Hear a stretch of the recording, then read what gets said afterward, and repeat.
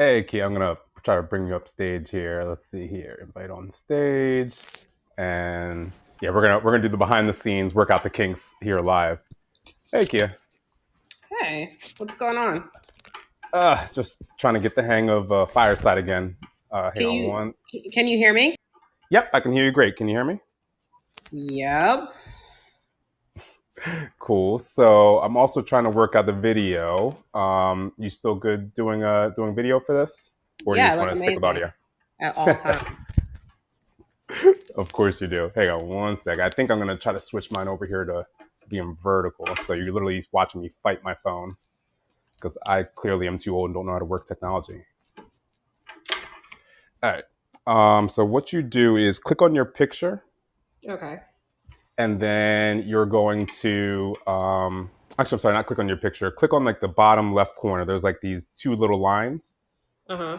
and then you can say, I think it says you want to present video or something along those lines. It doesn't say that for me. Well, hang on. Maybe I have to do something. You probably Invite have to to video invite mode. me to present my video. Yep, just did. Oh, hello. Did that work? Yes, it did. Cool. So yeah, if you're there in the audience, apologies. We're just working out some of the behind the scenes magic here live, and we'll get started in a second. There we go. Now I see you. Hello. Hey there. Um, Let's see if I can angle this a little bit better. There we go. I got my Yeah. warm cozy chair since we're at the fireside. Yeah. Yeah. Did you bring any fake fire? You got the girls in the room Um, doing something for you? I have a fireplace right here. There we go. So, for those of you in the audience, my sister has a new home, and I actually have not seen this home yet. So, I don't even know all the accoutrements here yet. So, yeah, I didn't realize we're actually having a real fireside chat. Yeah, no, I'm in my office. You've seen this one. So Oh, okay. this has some non-usable fireplaces, but I'll pretend like they're usable. Well, we're gonna get into your businesses and stuff, and talk about what you do there in the office in a little bit. But I do just want to first start off by welcoming everybody back here in the audience to Entrepreneur Struggle. If you're watching us live here, or if you're listening back to the replay, we've kind of revamped things. Where last year I was doing this more just talking directly with you all, inviting you up on stage to talk about some of the emotional, mental struggles you may have as an entrepreneur or somebody leading a company, or even working freelance, but this year, I wanted to pivot things to being more of a conversation with a specific entrepreneur. And then obviously, I still want to get participation from you all. So as we're having our conversation up here, feel free to raise your hand. I'm still figuring out all the bells and whistles with Fireside. I think there's been some new things coming along. So if you raise your hand, at times I'll bring you up on stage to ask a question. But also, I think there's also a function where you can type in a question, and I'll try to get to that as well if I can see it. I think it puts up like a little word bubble. So I'll be on the lookout for any of those. But again, definitely want you to participate if you'd like to share any stories of your own, relating to what we're talking about, or if you have any questions of Keyia or myself. And so with this new revamped entrepreneur struggle, I want to start things off here in Black History Month, myself being a Black founder, and Keyia also being a Black founder. And specifically, Keyia is my sister and somebody who I thought would be a great way to start off this new iteration of Entrepreneur Struggle, because she's run many different businesses. And we've had a lot of conversations around creating and scaling a business. And also, we have this dynamic that we are the second generation of entrepreneurs in our family.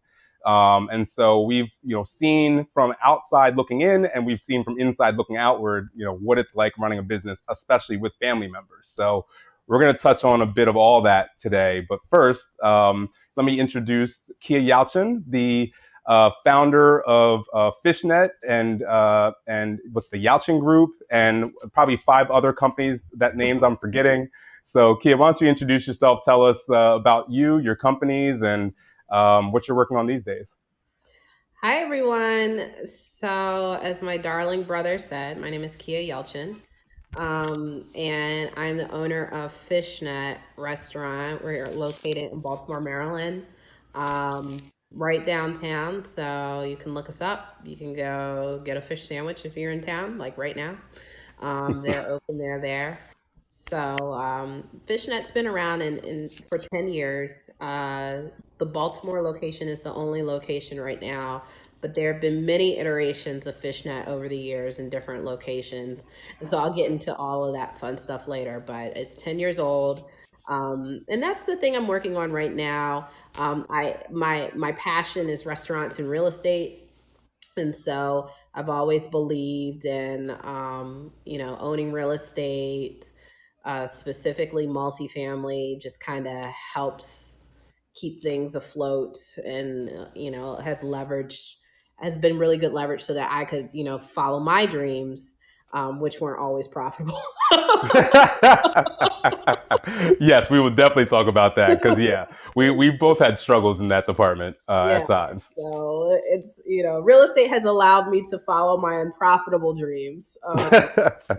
But I always think that you should be diversified, not too diversified where you can't get stuff done, but be diversified enough where if one thing tanks, you're not like living in a tiny house. But did that too.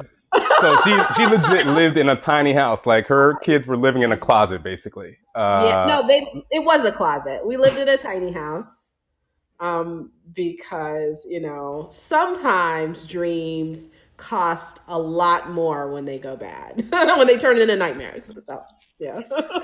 Well, speaking of the kids, so just for the audience there, just a little inside information into our family. We have this WhatsApp chat that we have amongst myself, Keyia here, our mother, and our little brother Nate. And one of the days, maybe Nate will start his own business, and we'll maybe get him on here. But maybe we'll also have mom come on here at some point. But we have this ongoing WhatsApp group, which, to be honest, really is just Keyia and our mother going back and forth. Our mother talking about how she's traveling around the world, after having sold her company, and then Keyia, doting over her amazing two daughters, my nieces. And yesterday, you posted something in there that we haven't got a chance to talk about, which was yesterday was the beginning of Black History Month, and you were at the restaurant over there at Fishnet, and you were having people come up to you and pay homage. So I need to get the tea. I need to understand what happened yesterday. Yeah, I mean, it was the first, you have these moments in life where you realize that time has passed, right? And so I think, when you spend so much time doing, you don't realize the time. You don't feel the time. You look up, oh, it's been 5 years. Oh, it's been 10 years. So Fishnet's been around for 10 years. And, suddenly I look around me and I'm the OG, right? For a few reasons, because restaurants don't last that long, most of them. Two, we've had a crazy situation with the pandemic and supply chain and labor shortages. And so these like three things have been like kryptonite to restaurant businesses, and people are just shuttering. They're tired of fighting.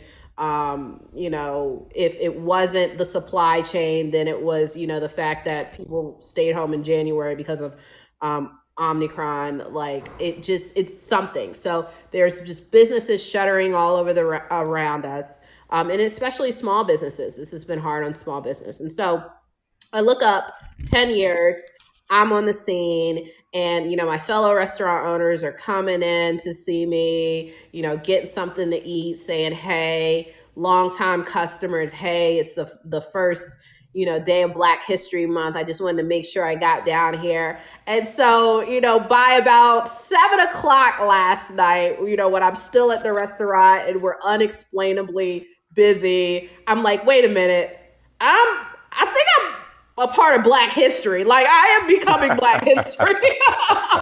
Like there's no other explanation for this, And so I think in many ways it's an honor. I think it was just a little bit of a shock at first, like, oh, I'm one of the last ones standing from 10 years ago, and so I guess that is something to be looked up to, even though on the day to day it feels just like a grind. Yeah, I don't think of it that way.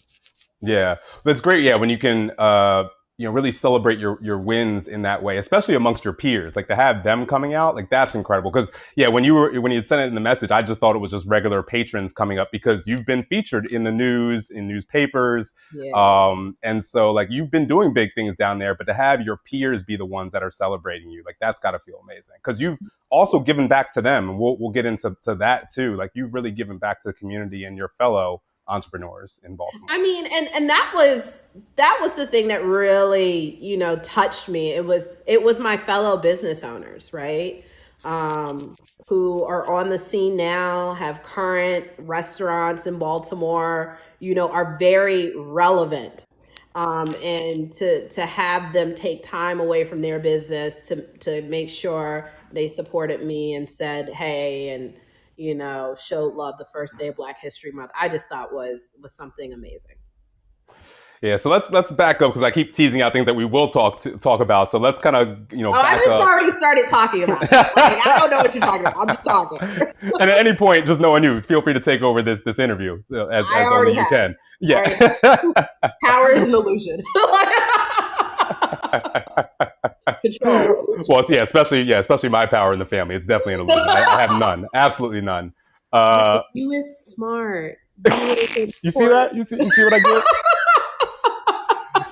Well, Keyia and I, even before I knew I wanted to be an entrepreneur, though I feel like Keyia always knew she wanted to run businesses. But like before we got to an adult age where we could actually do that in a legal way, we were, kind of entrepreneurs as kids. And I don't know if I have the story exactly right because it was just years ago, but I think around when we were like 10 to 12, somewhere in that range, we started actually running our own business without really thinking about it. We started, I think one Christmas I got a creepy crawler machine and we started selling creepy crawlers in school.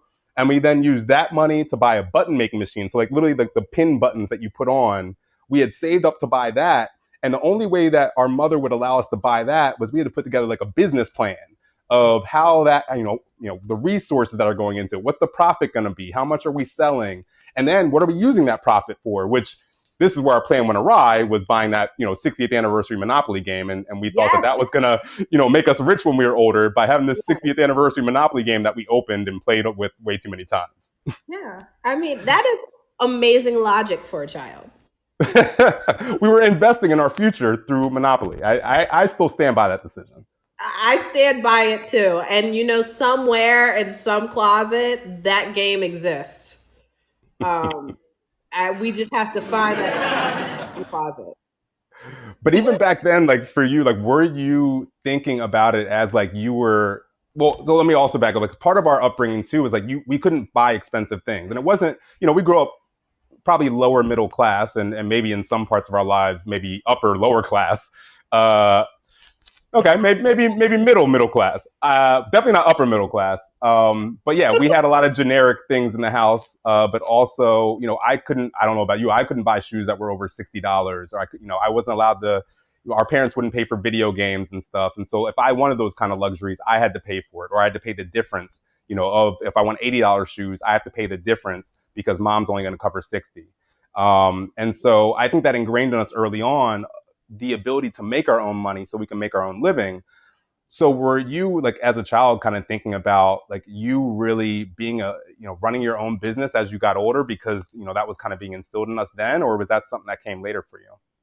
Yeah, I mean, and I think that, growing up in the environment that we did, the reason I kept, pushing my thumb up like upper middle class is, as an adult, am in Baltimore City. I see poverty. Like I've just never seen it before in this city. And so to really look at that and look at the experiences that we had as children, oh, that was an upper class experience, right? Like whether we had all the money or the resources or whatever, if you're talking about quantifying it, I can't quantify it for you, but looking back at the life that we lived in, the childhood we had, just seeing what I see, it feels very upper class. Now, I say all that to say that it was, we had such opportunities, and we were so blessed to be around an entrepreneur. It was just a given, right? And so, some kids grow up and they see their parents being whatever. Maybe they're a lawyer.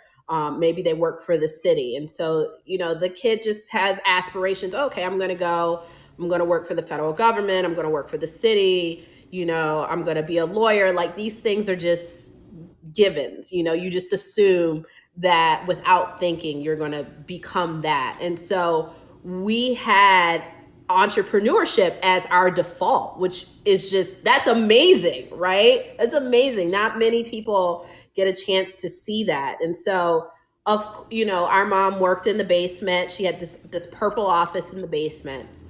And I could still, smell the paint of when she first put it down there. And she was so excited, and her little bookshelves. And it had this little jailhouse window because I forgot about that.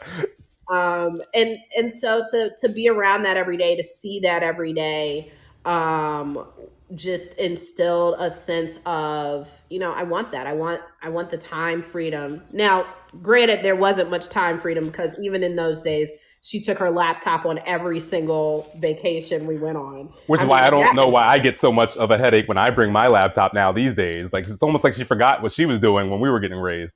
Yeah, I mean, but it's like, it was like a necessary sacrifice, that we can now understand as adults. But, it was kind of hard to get that as kids. But yeah, I mean, so yes, the answer to your question, the roundabout way, the scenic route that I just took is yes, I always knew I was going to be an entrepreneur. well, and even talking to mom, like when she reminisces on once we got to like high school and college, she a lot of times will bring up how you were literally printing out your own business cards in college. Like, you started running your own business while we were still in school. I, at that time, was just like, hey, I'm going to work for people the rest of my life.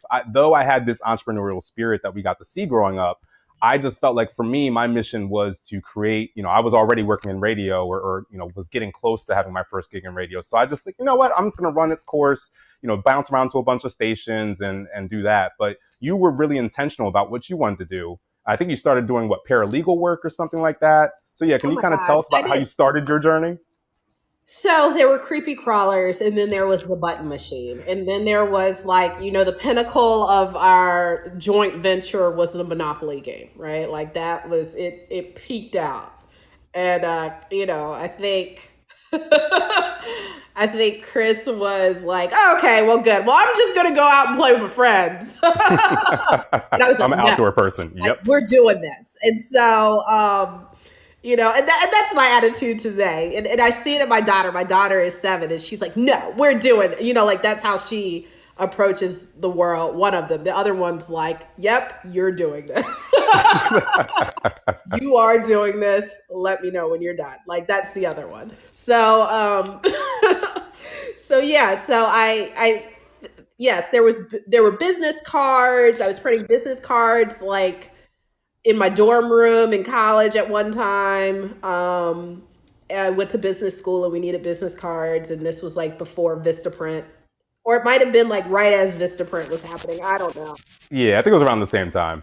Yeah. So there were business cards, and then I got into network marketing, which was great for personal development. Like, I was exposed to a lot of different books and self-help and all this stuff. So that was a really interesting experience. It was nauseating for everyone around me because I was always trying to sell them something.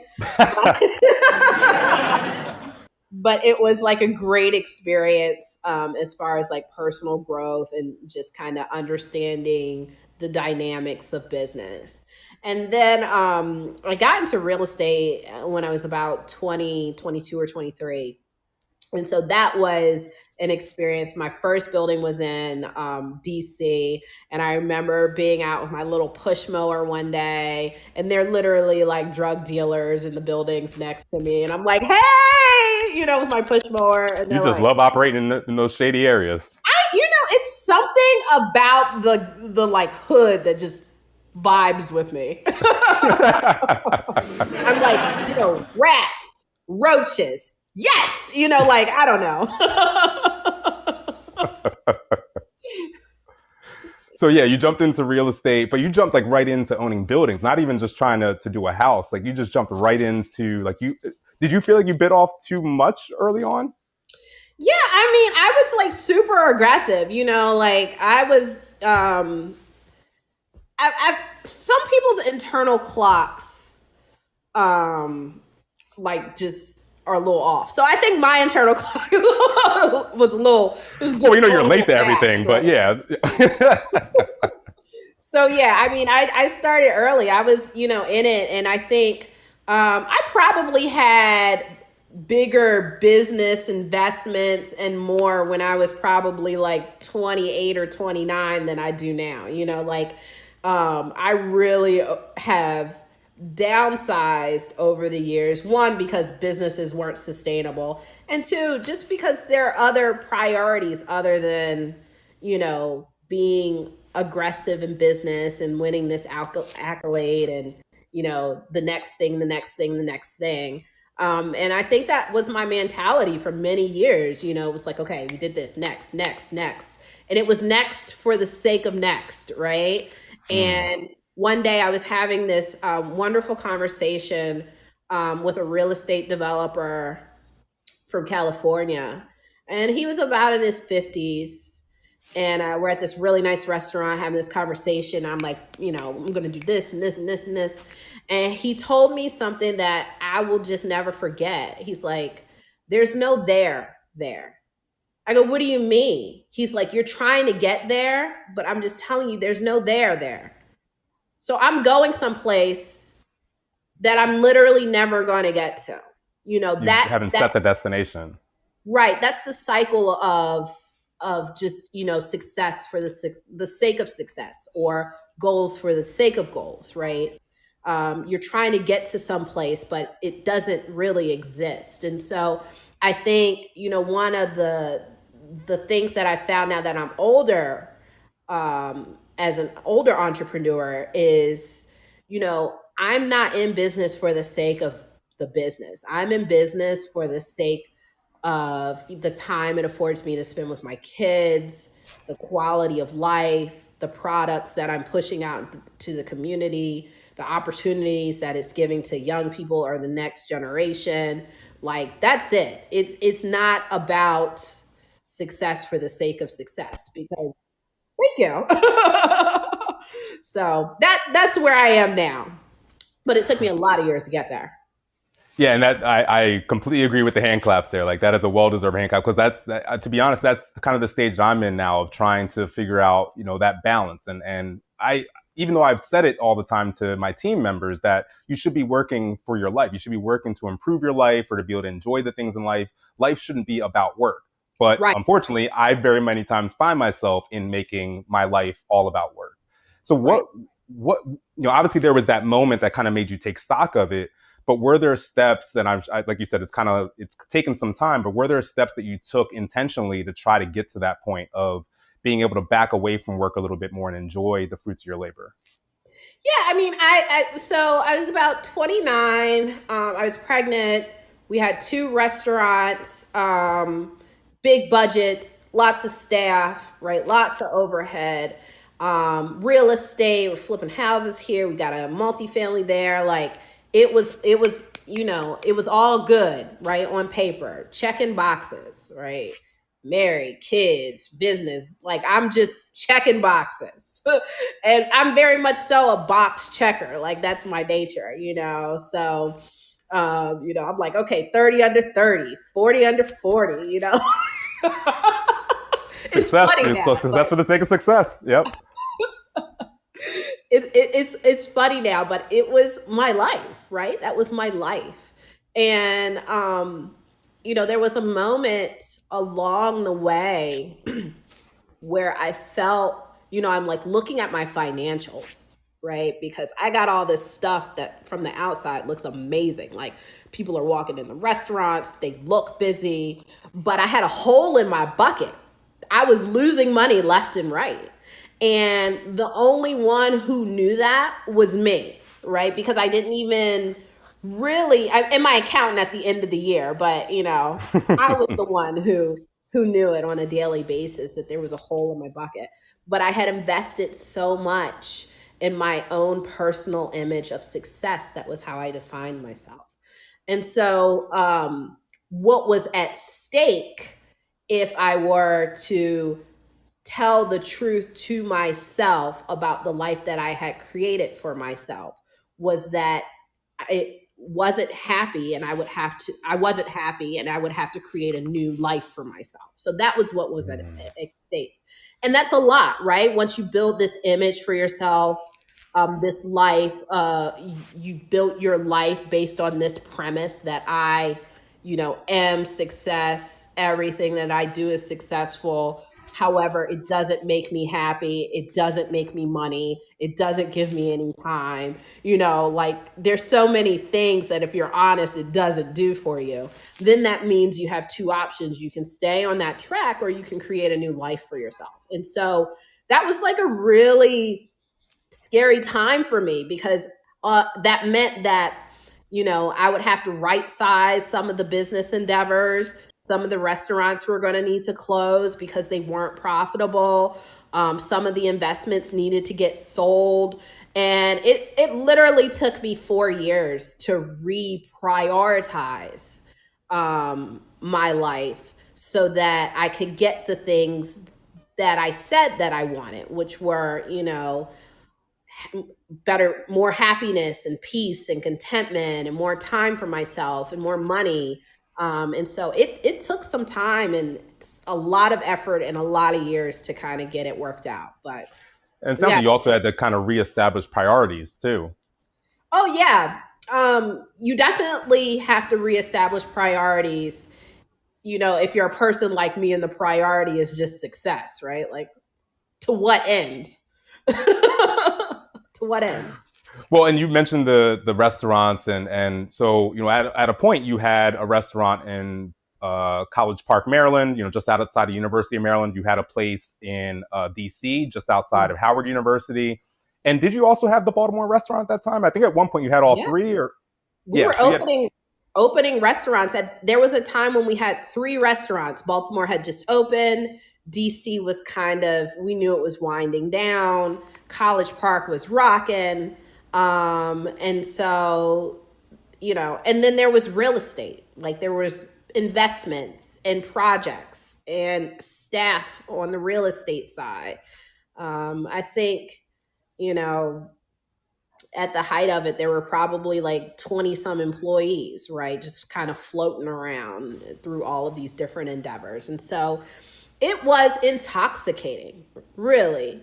And it took a lot to let go of the image of that to get what was really meaningful in life while being an entrepreneur. yeah. And just for those of you who are listening in live, if you weren't here in the beginning, I want to let you know that feel free to raise your hand if you want to come up and ask a question or provide maybe some perspective from maybe your entrepreneurial journey about what we're talking about. Or if you're not comfortable coming up, there's also I think a way for you to submit a question. So I'll be on the lookout for any of those little text bubbles that pop up when you do that.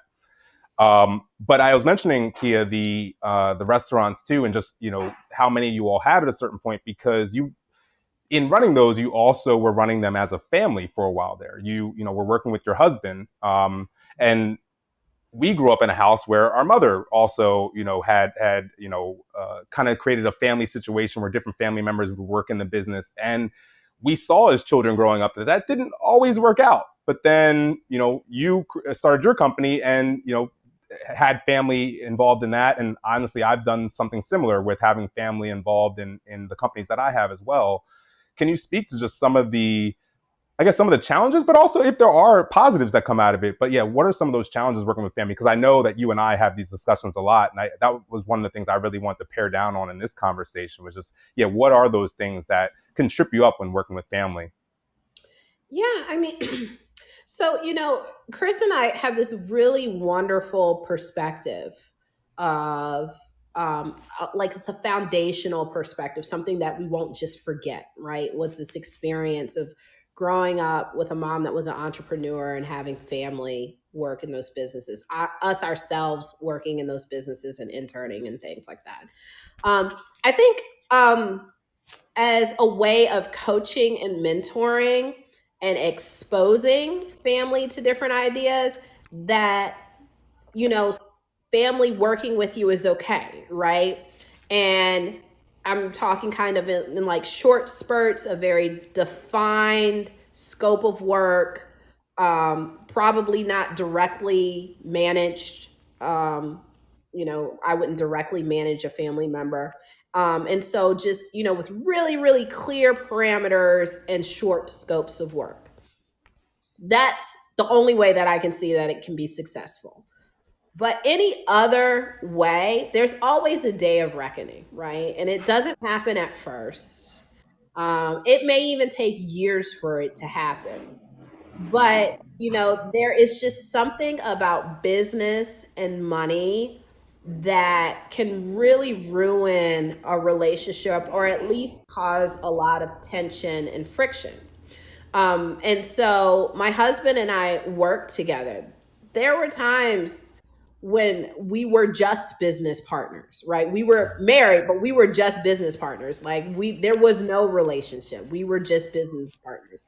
And so we've been married for 16 years. And those of you who've been married, you know that marriage can go through these different phases.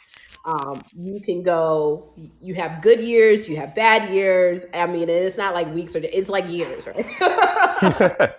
So yeah, I mean, there were years like that. My husband and I always joke that we front loaded our bad times. And so, like right now we're in a great place, but we had a lot of years where it was just tough because we were running a business together and we didn't have the same ideas. And there was, a lot of money involved, a lot at stake. And so it just created all this friction and tension. And so at this point of my life, I am just a proponent of not working with family at all.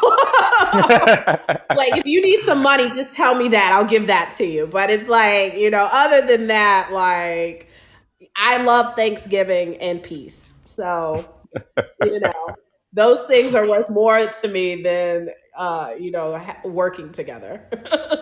Well, and especially because of our upbringing and having seen somebody literally start a company in the basement, as you were saying, and then work it up to a point where they were able to sell it and retire before the age of 50. Like, one, I think that's part of why we think about success the way we do and why we're probably so success oriented.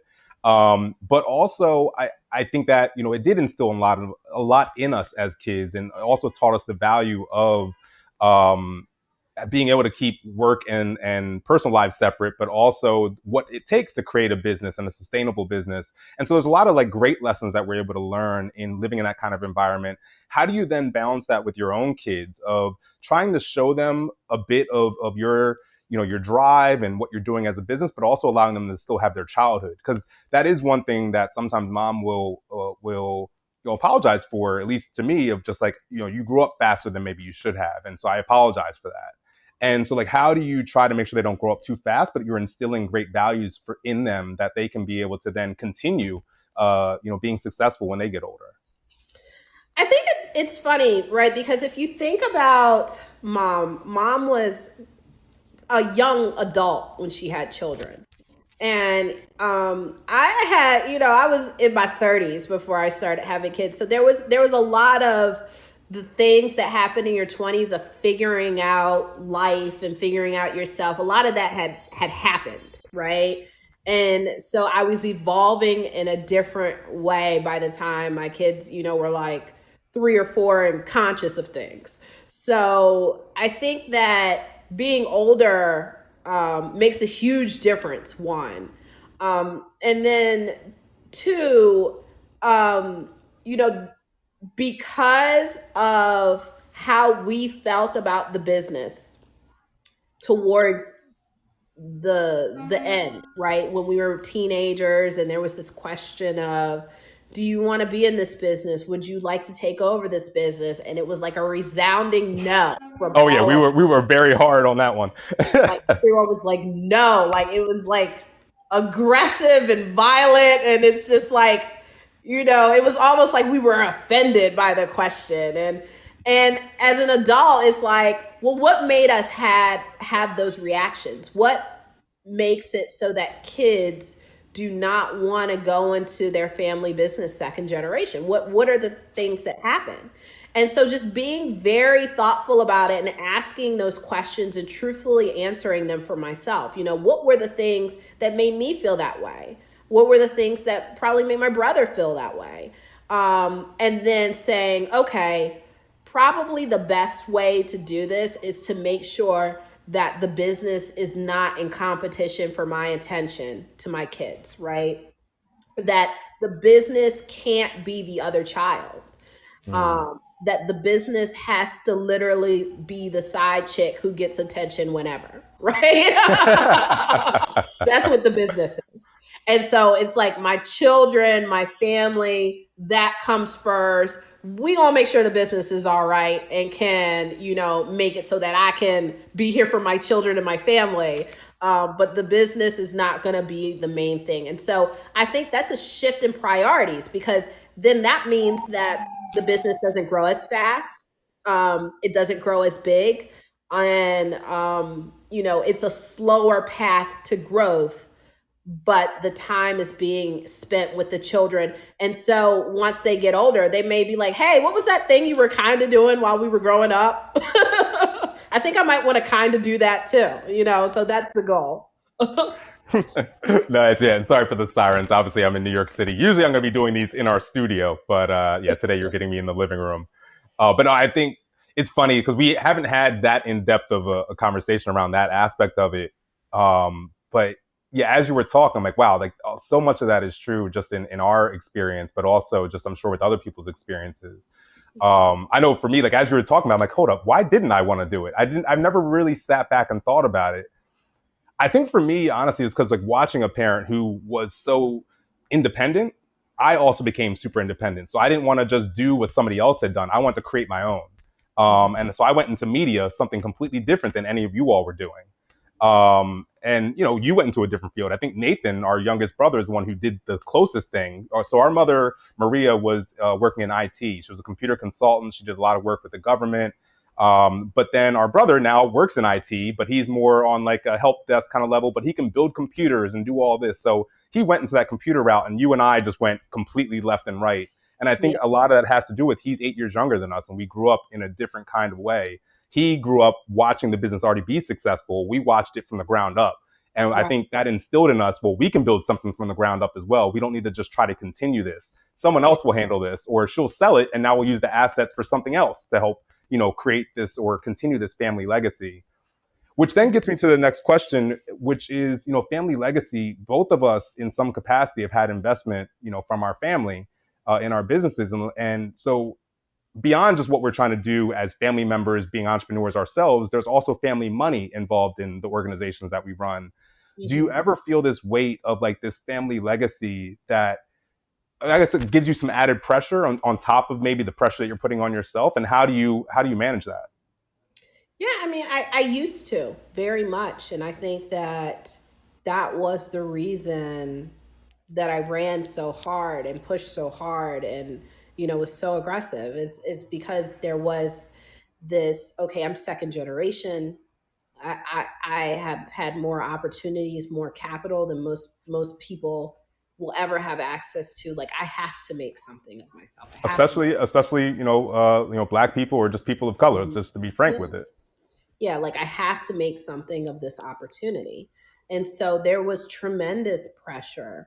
Um, but what I found out, and I talked about it a little bit earlier, is that it didn't serve me, right? And at the end of the day, it was pressure to put up an image for who? Who is who are we trying to actually impress? Because if you talk to any of the people, no one is thinking about it like that. There's like there's a person in your mind. Like you're really trying to impress this person, this imaginary person in your mind, right?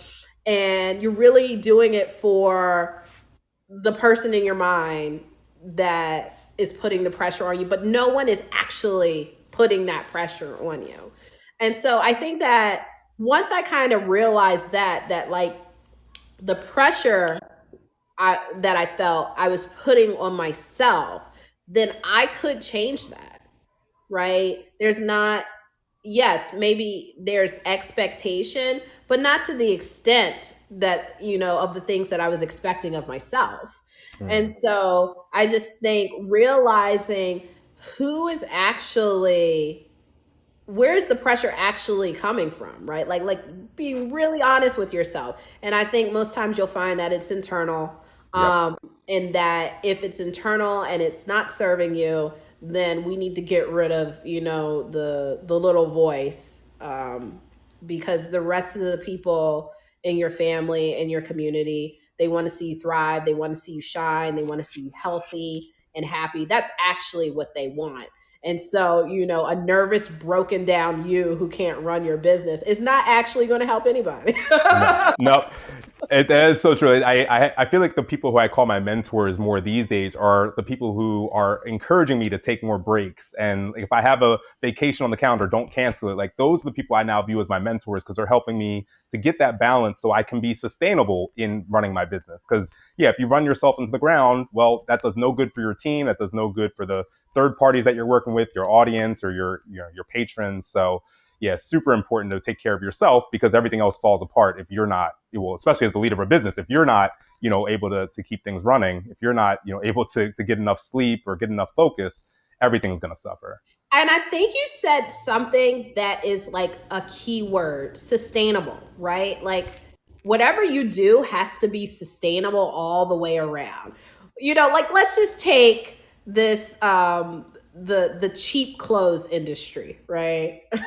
So we go out, we get to buy like, a shirt for $5 at Walmart or whatever. Like it the fact that that is not sustainable has huge repercussions like all over the place, right? It has repercussions to the workers, it has repercussions to pollution. Like it just has these huge repercussions. And I think as individuals, we have to think of ourselves like that. That if you're an entrepreneur and you're doing something that in some way is not sustainable, it has huge repercussions.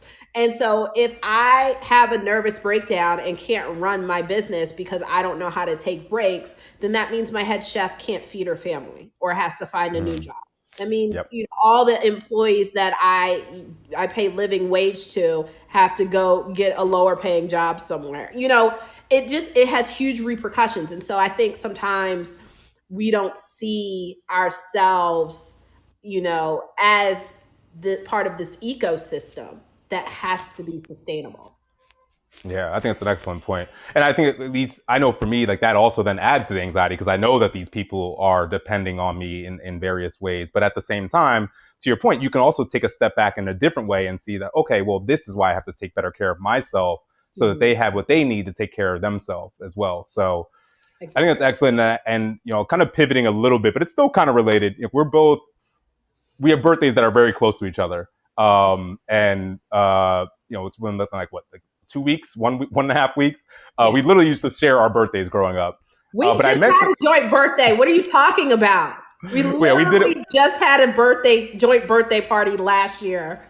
We did a nice throwback. I should, yeah, if I was close enough, I'd go grab I still have the little soccer guy. So we put like a little ballet on her side of the cake and a little soccer guy on the side of my cake because I'm just constantly playing sports.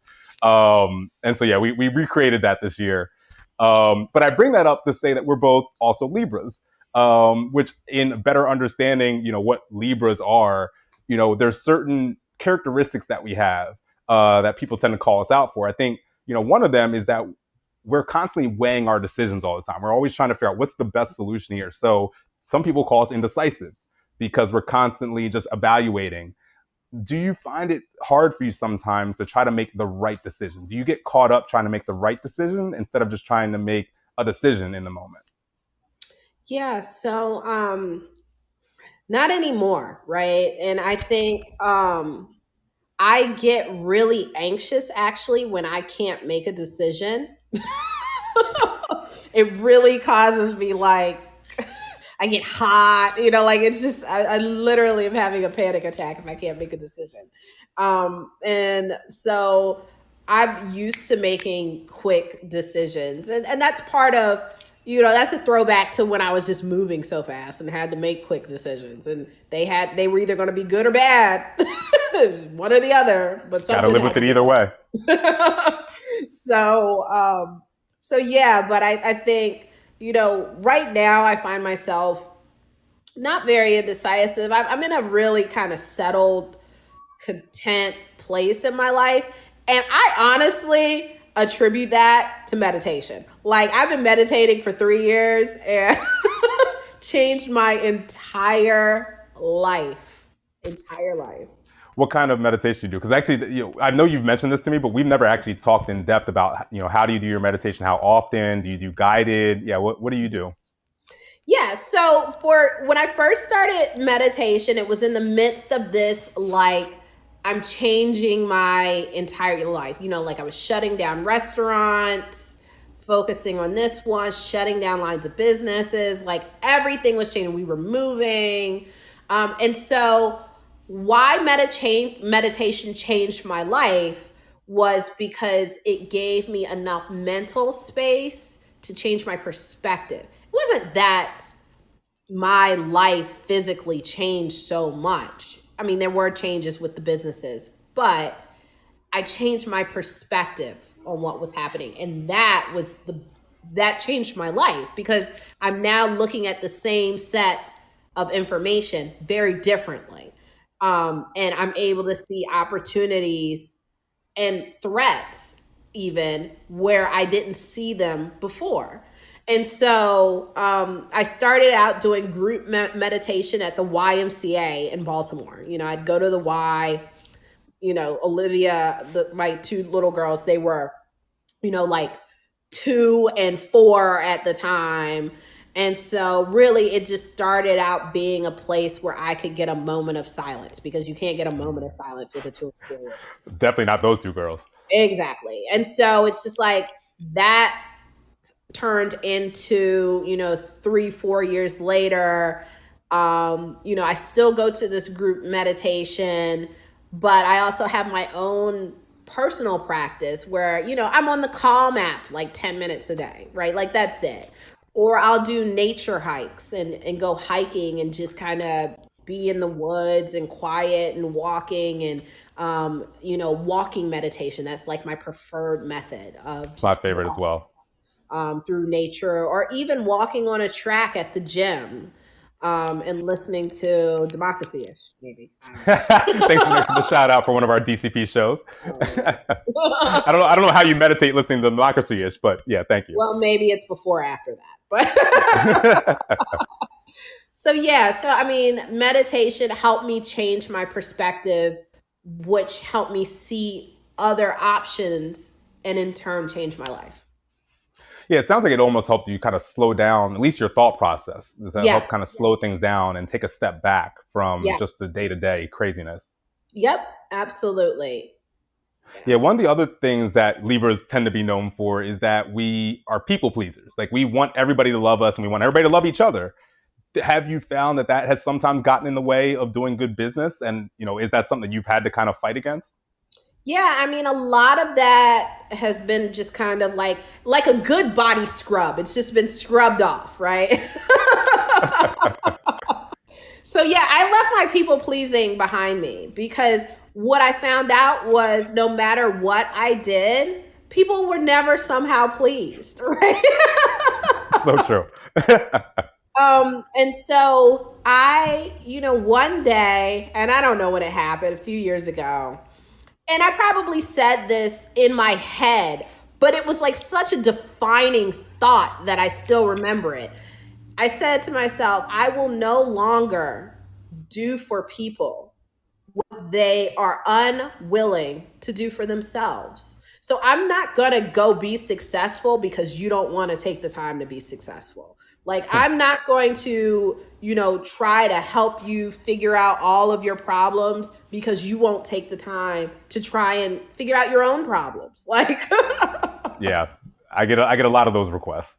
Yeah, so it ended up freeing up a lot of time, freeing up a lot of mental space. And it's one thing if someone is trying to help themselves. I'm all in, right? I'm all in if you're trying to help yourself and you need some help. But what I'm not all in doing is trying to do something for you that you wouldn't even do for yourself. You're unwilling to do for yourself. Um, so yeah. Well, and part of this conversation, I also want I think some of the people who may be listening to this are in the restaurant industry or hospitality industry where you've made a lot of your living. Obviously, there's the real estate, which is kind of semi hospitality in there too, in different ways. But specifically to restaurants, like, are there challenges there that you've kind of had to overcome that maybe are nuances to that restaurant industry versus these other industries that you're in? So I just want to impart, for those people who may have tuned in specifically, because they also own a restaurant, are there things that maybe some advice that maybe you can impart, having now run a decade's worth of restaurant businesses? Yeah, I mean, I would say whatever, a few things. So whatever your marketing budget is, triple it. That's like the first thing.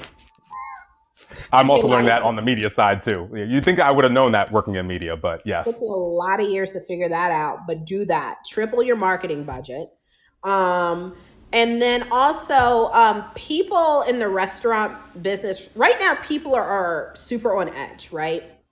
And so, there's a lot of negativity out there. People, are more willing to just say anything than they used to be. Um, there used to be a saying, if you don't have anything nice to say, don't say anything at all. Like, that is out the window. People will just say anything. And what I had to realize is that there are a lot of things that may involve you that are not about you. And so what that does is it gives me the opportunity to not take things personally. The restaurant business is a business where all your business is out there. People leave you reviews real time, good, bad, and different.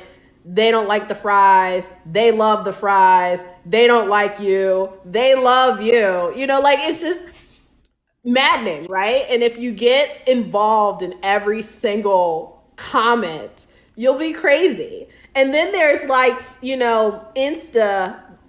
Instagram, which is the main social media tool for restaurant business because of the visuals of it, where people can just go off, right? They can go off, they can DM you crazy stuff.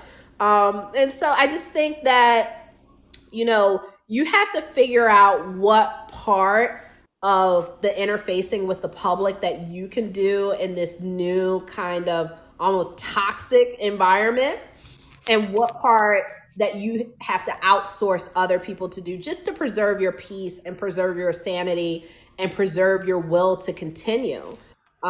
Because, if you just take in everything everyone says, you'll be like, I have a terrible product and I'm just going to go home and lay in my bed. And let's be Um, honest, most people who are leaving reviews tend to leave it because they're angry about something. People are less incentivized when they're happy about something. yeah, yeah. If people had enough emotions to do something when they felt good as they do when they felt bad, the world would be an entirely different place. Absolutely. Mhm. Um, how do you manage, the uncertainty now in the restaurant industry? With, you were mentioning COVID earlier and some of the challenges that you all face, these last couple of years. Because I also asked you this question because you're somebody who I really hold up there as somebody like I look up to in terms of like how you let things roll off your back. Like, and a lot of that you kind of talked about how you gotten to that point. Oh yeah, I wish I could be that way. I internalize so much, and you seem to be like, all right, well that happened. On to the next thing. Like, you have such a calm about you, regardless of how crazy things get. How do you do that? So it's funny, but I said it earlier. I treat the businesses like a side chick, right? Like, I really do. And for those of you, it's like, it's very like, I'm committed but not committed, right? Like, I'm in it but I'm not in it. And so it's a thing but not the main thing. And so I think that just thinking of entrepreneurship at this stage of my life like that is very helpful to me, because it means that this thing is here to serve me, right? If it doesn't serve me, it doesn't serve anybody. And so that was the mentality that helped me close the restaurants that weren't profitable. We were doing huge numbers every year. Everybody was getting paid except me. So it's like, no, we're not doing this. We're not doing this. And so I think that when uncertainty comes, I look at things and I say, okay, is this restaurant still able to serve me? And if it's not, do we need to adjust pricing to deal with supply chain? Do we need to double down on marketing to deal with people coming in the door? Do I need to hire someone so I have more time away? Like the main thing is it has to be able to help me live my life. Like I can't be a martyr for this restaurant or for my business. And so supply chain issues come. Omicron, there's a new variant. I have 10 years worth of business models in the restaurant business to turn to. And if none of them work, then guess what? We don't have to do this, right? I'm diversified. Going back to, one of the original comments. We don't have to do Yep, this. you got real estate, exactly. Yeah. So it's like, I think diversification helps you stay kind of nimble, and also just not letting your business be the end all be all everything. Like there were years that I was married to my business. The business was like it was the only thing. Like my husband and I, we had this saying early on, like the business is number one. Like we didn't even come first. Like it was it was the business. Like we'd get up in the middle of the night, like he'd work 60, 70 hours a week, like sleep at the business. Like it was all of that. And today, with the mentality I have right now, I make more money than I've ever made in the restaurant business. That's Which crazy. is like, and you have more free time than you had back then. And I have Much more free time, and I'm happier, and the business is not the main thing. I would have never thought that. Well, again, congratulations on getting there. Like one, the success for the company is great. And obviously, we're success people. So, I'm very much happy and proud of the success that you've had as a business, but I'm even more proud of how you've been able to figure out how to balance it so I can try to recreate what you've been doing. You're laying out a great roadmap for me, for us, everybody listening here. And I know we talked a lot about like the struggle aspect, but let's talk about as we're wrapping up here, let's celebrate some wins. Is there anything big that's been happening for you all that you want to celebrate here? So yeah, our 10-year anniversary was November 11th. That was amazing. I mean, I really just didn't think I could make it 10 years. So to be in anything this long is really, really exciting. And so they say most businesses don't go past 2 or 3 years. No, they don't. Yeah. And I can see why. So yeah, I'm excited about that. And I know it's February, but I'm still excited about November. Well, no, congrats on that. And so tell people where they can come and actually get your food, and also how they can follow you on social media, all that good stuff. Yeah, follow us at Eat Fishnet. Eat Fishnet, that's our Instagram. If you put in just Fishnet, you're gonna get some surprises you're not ready for. You might be ready for it. Eat Fishnet. Trust me.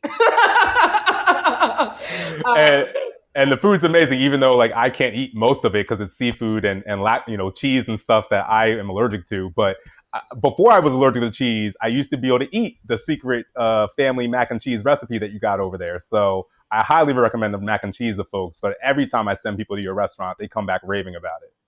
Yeah, I mean, it's a good old pescatarian time. No, we don't serve chicken. Hence why I can't eat there very much. So Keyia, thank you so much for being here and being our first guest for this new iteration of Entrepreneur Struggle. Yay! I couldn't think of anybody else to do this with than my sister Keyia. I appreciate everybody who's listening here. Entrepreneur Struggle. In the past we were doing them every Thursday. Now we're changing things up, so it's gonna be a little bit more sporadic. But if you follow me here on Fireside. You'll get alerts when we're putting up new recordings of episodes. These also will be, for you to grab on my profile after the recording, so you can always go back and recommend this to other people. We're also going to start turning this into a podcast where we're going to take some of the best moments and put them out there on, Spotify and Apple Podcasts, all that good stuff. So this particular one that we just recorded will probably be coming out February 22nd. I'm still figuring everything out. But Keyia, I'll make sure I let you know. If you need to not put this out, I'm good with that too. Not a chance. I take any opportunity to try to embarrass you, though. Unfortunately, you were too good. Unfortunately, I can't really embarrass you. I just speak so freely. We never know what I actually said until we see the video. Oh, and I told Mom I'd send this to her afterwards too. So hopefully she's not gonna get upset with us for anything. We'll find out. Remember that thing I was saying about Thanksgiving? Yeah, we might be doing separate Thanksgivings again. But anyway, no, again, thank you so much, Keyia. Appreciate you for being here, and congratulations on all the success, business-wise and personal life-wise. Thank you. And, I'm so proud of you too. Like, this guy doing it. Thank you. All right, everybody. Until next time, be safe, be healthy out there. I'll see you all in the next Entrepreneur Struggle.